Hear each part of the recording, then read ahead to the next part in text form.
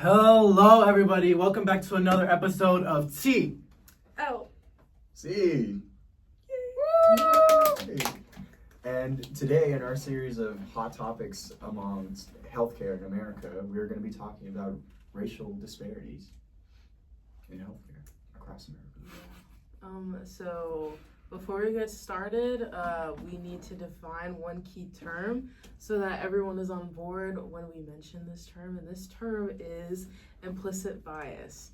And when I read this article from St. Catherine's University, it defines implicit bias as the tendency to unconsciously associate groups, for example, people of color, or category markers like blackness, as negative evaluations of people.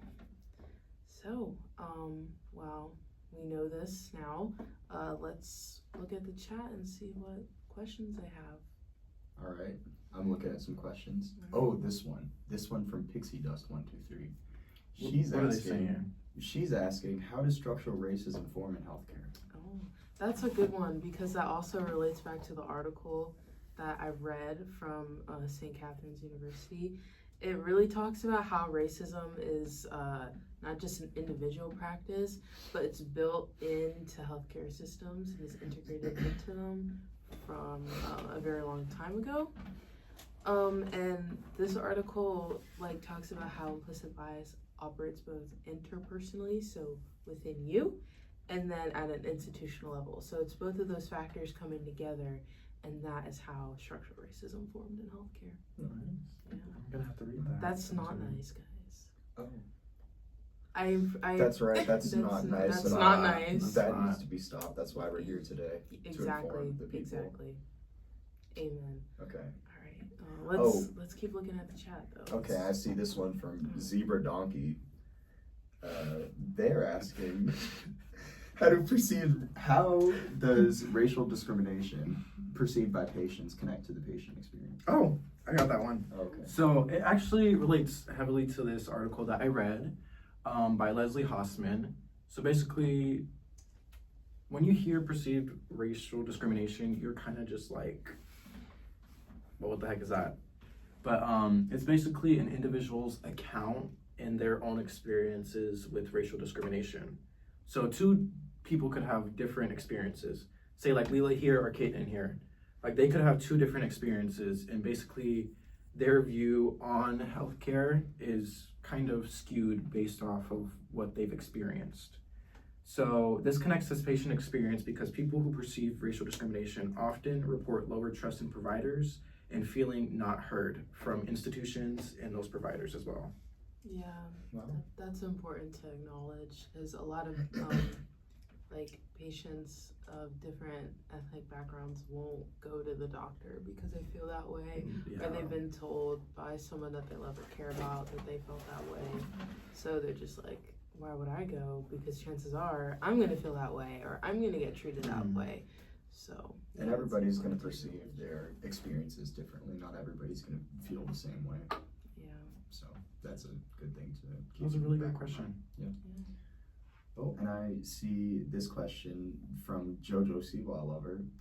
They're asking why discrimination in healthcare is more likely to be unconscious.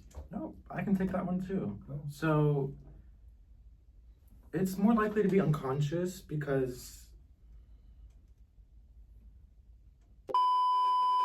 it actually can be unconscious for a variety of reasons. So I have a few listed right here, and I got these from James Sherman in an article that he wrote. A few of them that I have are that verbal interruptions, such as it relates to patient respect and physicians' automatic unconscious behavior. So sometimes they don't even realize that they're interrupting patients, and the way that this makes patients feel is unheard, and even like what they're saying is skipped over. Another one I have is the time pressure that physicians deal with when it comes to certain cases that can lead to this unconscious biased decision making, because they might put some tasks over like a certain problem that seems small to them, or like a certain situation that they feel like they can deal with later, when really all these situations should be dealt with in a timely manner. And then the last one I have is the limited social contact that these physicians and these healthcare providers are getting outside of the hospital. Since these hours are so long, like most healthcare providers are working 12-hour shifts, even more than that. When they're not like seeking new relationships outside of the hospital or meeting a plethora or a diverse group of people, then they're more likely to know what they know. They're not more likely to go out and research different things and become adapted to the world that we live in now. That was a great question. Thank you, Judges Oliver. I'm seeing another question. Should we enter this one? Yeah, I could read it out for you. Okay. Okay, so this one comes from Death Kitty 111. It says, how serious are racial disparities in healthcare? So there are many reasons why it's like very serious, like some of the examples that I brought up beforehand, saying that some people of different ethnic backgrounds won't even go to the hospital when they're sick because they don't want to get even more sick or they don't want to feel a certain way about themselves, so they just won't go, and that is pretty serious. And then a study that I found from the CDC stated that as it stands today, Black people have higher death rates for 8 of the 13 leading causes of death. So it's widely acknowledged, if it's coming from the CDC, that this definitely is a big issue that people need to care about. And I think that also relates back to my topic of the perceived discrimination, because when you're getting these like experiences that are shaping your view on this, you're not going to want to go to the hospital if you're receiving this treatment or like discrimination. Like, it's just not going to happen. Yeah, that's right. Yeah. All right. I'm seeing this question. Yeah, Sorry. I'll read it out for Okay, you. so this question comes from Foot Lover. He is asking, well, I'm assuming it's a he, I'm sorry.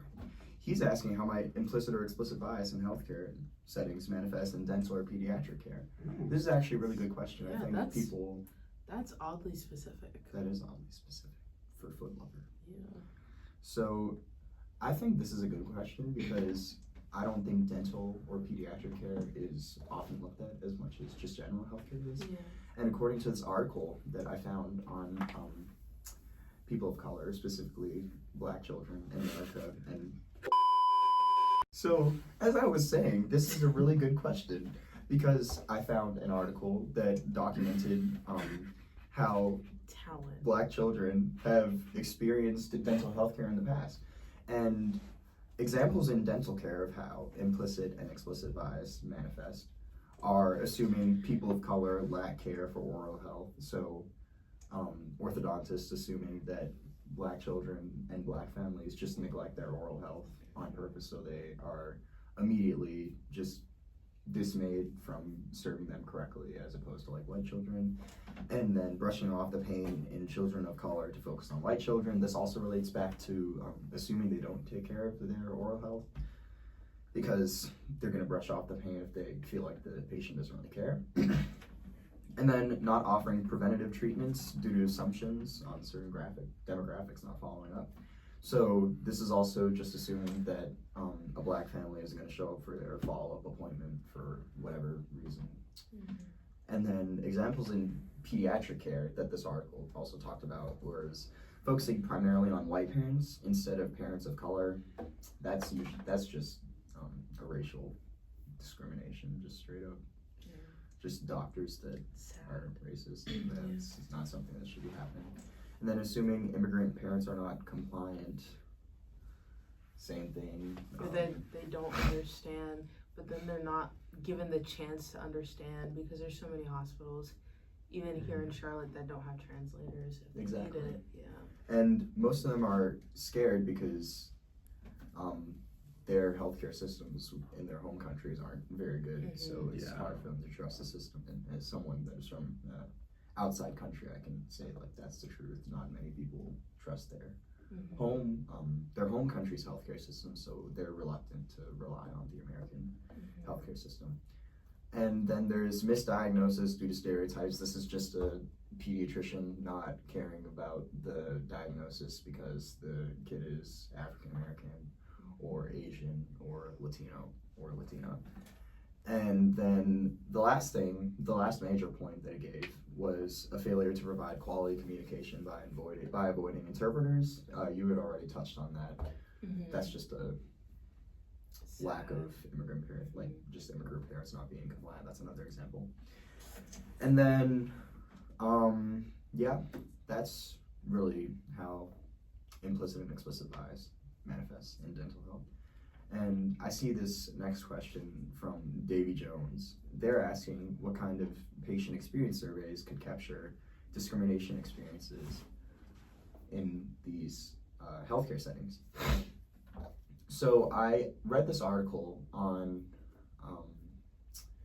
Asian American people in healthcare settings, and they took this survey on how they perceive their experiences at these healthcare places. And the survey isn't really thought through well, and it's not very developed. And the reason it falls short is because standard CAHPS ask about satisfaction, but don't inquire about actual discrimination, cultural respect, and microaggressions. Because, I mean, if they're not asking, how are they going to know? And the article said that the crucial things that need to be added to these surveys are questions about perceived discrimination, questions about identity affirmation, and cultural respect. I mean, yeah. Yeah, I think those are some really good questions. Wait, Leela, I'm confused. Why should we as Queen students care about this? Why should Queen's students care about racial discrimination in healthcare in the first place? Well, there's many reasons why, but we're going to focus on two main reasons. One of them being that there's many students at Queens who are studying healthcare professions. Like we have programs like healthcare science and research, we have pre-med, we have nursing, pre-dentistry, along with many other things like bioethics, and those all align with racial discrimination in healthcare. And then also students at Queens, we have a lot of international students or students from different ethnic backgrounds. And so they should have a deeper care about that because they deal with these things in their day-to-day life, unfortunately, and they might want to make a change. So that is why students at Queens University should care about racial discrimination in healthcare. It's coming up. Or? Yeah, Michael Scott, 6'7". He's asking how people can get involved and fight against this issue. Yeah, he was like, he just said, like, you just gave all these horrible, descriptions of how bad our healthcare is. So what? Like, what do we do now? And we have come up with various solutions for you guys as individuals to take a stand. Yeah, we're not just leaving you guys out there. We have some sources for you all. We're here to help you. We promise. All right, Kaden, take it away. Take it away. Okay, so we would like to point you guys towards the Commonwealth Fund website because we can just tell you how to fix the problem and why we think a solution would work. But if you really want to get involved, you should visit this website because they're promoting ideals that we also agree with. And we have three main ideals here that we're going to share with you. The first one is universal, affordable, and equitable health coverage. This is really self-explanatory. If there was universal, affordable, and equitable health coverage, then racial disparities wouldn't really be an issue because people wouldn't have to worry about finances and racism, which is the main point that we're talking about here. So, like some examples they give are making premium subsidies permanent so that insurance remains more affordable compared to how expensive it is right now, and to close the Medicaid coverage gap in states that haven't expanded Medicaid. to reduce deductibles and out-of-pocket costs for people in marketplace insurance plans, and allowing more people in expensive employer plans to move to subsidized marketplace plans when their premium burden is very high. Yeah. Yes. And I can take the second one. Our second solution would be to invest in social services or the social determinants of health. So basically what we mean by this is we need to increase the economic support for the lower income families. This looks like expanding earned income tax credit, child tax credits, unemployment compensation, and other supports. So we just need to raise the overall price for living and also invest in affordable housing, public transportation, early childhood development, and education. So what these would do is really help address the root cause of health inequalities and again, raise that social determinant of health to a higher quality of living. Yeah, and these like social determinants, like your economic stability, your cultural background, these all play a huge part in healthcare. And like when we invest in these social services, it would help aid the people who have poor economic standing or a different culture than what we would typically see here in the United States. Right. Right, do we have anything? Have we talked about the third one yet? Um, Addressing structural racism. Have we shared that with them? I can do that one, but I don't have it on my laptop. Oh, it's getting away from us right here. Sorry. Hang on, guys, just one second. Guys, wait a minute. Alright, so and our third and final solution is to just address structural racism. And I feel like this is the one that our group was very keen on, just addressing it. We need to re-examine existing laws and policies. This means federal, state, local, through a racial equity lens, and identifying and reforming those that contribute to the systemic inequalities that we talked about, and how structural racism is in healthcare in the United States. We need to focus on that and how to remove that. And then this is why we said for the Commonwealth Fund, the Center of Health Equity and Anti-Racist Principles in Health Systems and Policy Reforms is not just nice to have, but as core to the mission of healthcare systems. And you can find this also on the Commonwealth Fund that will help aid you guys as individuals. We're going to be linking that below, so you guys can go check that out for us. We dropped the link in the chat. And the reason that we give you this solution over others, we think it's the best solution because, first of all, the Commonwealth Fund has way more than just these three that we've provided you today. So really, any action that you want to take, they probably have a corresponding article or page for you to read, and then therefore determine what you can do to help fight this issue. And another reason why we say to go on Commonwealth Fund and see what tickles your fancy, what's the best you can do in this situation, is because other solutions such as implementing what are the classes that they've been trying to do in medical school but they haven't really been working? They want to implement more cultural understanding classes, language understanding classes, so that basically like a pluralism class, like teaching people about how to engage with different cultures in harmony. Yes. Yeah. But these classes don't really work because there's no guarantee that the doctor is going to follow this class after graduation. Yeah, like how I said in the beginning about implicit bias, and you know how it's in healthcare systems, it's interpersonal. So if you have, maybe it's the way these people grew up or ideas that they formed on their own, but if they think that, there is no way to get it out of their brain. Yeah. The bottom line is there are always going to be racist people, and some of them are going to end up doctors. So this solution is best because it tackles the core of the issue. And we're going to have it linked below in the bio, and we're also going to have all of the articles that we talked about today linked below in the bio. So Thank you guys for joining us for another you all. episode of And tune in next week to our next Oh. episode. another episode of what? Yeah. T. T.